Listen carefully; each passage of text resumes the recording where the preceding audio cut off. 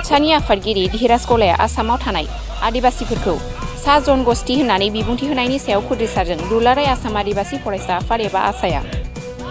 धीराज गवालानि बिबुंथिनि उनावनो गुबुन गुबुन जायगायाव खुद्रिसारनायजों लोगोसे गसाइगावनि कुसुगावआवबो होज्रिखावनानै धीराज गवालानि बेरेखा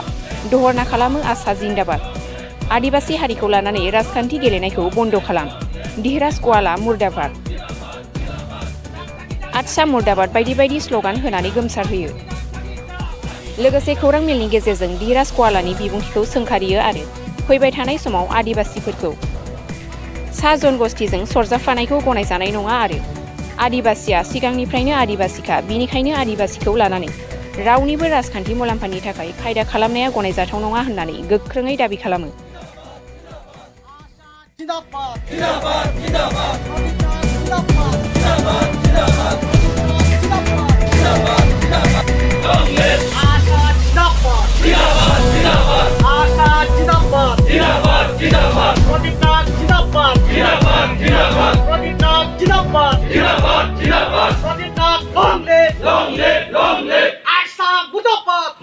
হয় বুলি আমি আদিবাসী হয় আৰু কাষ্ট সাৰ্টিফিকেটতো আদি চাই আছো আমি চাহ জনজাতি আৰু প্ৰাক্তন চাহ জনজাতি বলে লিখা থাকে এতিয়া এটা জাতি কেনেকা প্ৰাক্তন হ'ব পাৰে এটা জাতি তো প্ৰাক্তন কেতিয়াও হ'ব নোৱাৰে যেহেতু আমাৰ আইডেন্টিটি আছে আমাৰ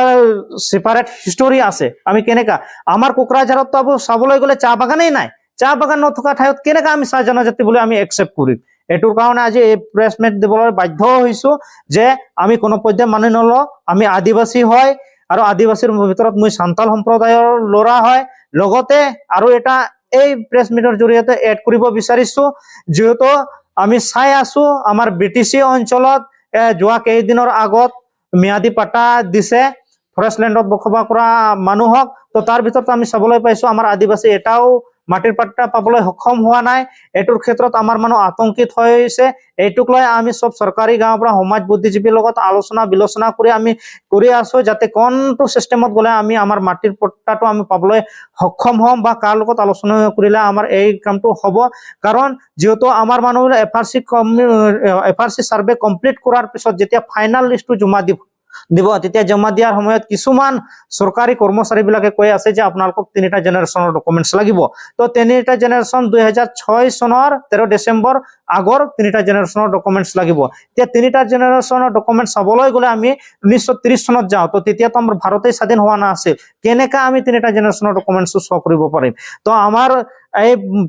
প্ৰেছ মিট যোগেদি আমি অনুৰোধ কৰিব বিচাৰিছো অসমৰ মুখ্যমন্ত্ৰী মাননীয় ডক্টৰ হিমন্ত বিশ্ব শৰ্মা ডাঙৰীয়া আৰু লগতে আমাৰ বিটিসি চিফ প্ৰমোদ বড়ো ডাঙৰীয়া লৈ যেহেতু 2006 চনৰ ফৰেষ্ট ৰাইট এক মতে যেনেকা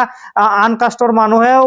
মাটিৰ পাট্টা পাই আছে এই যুক্তিতে আমাকো মাটিৰ পাট্টা দিবৰ কাৰণে আমি অনুৰোধ কৰিছো আৰু যদি এই নিদিয়ে তেনেহলে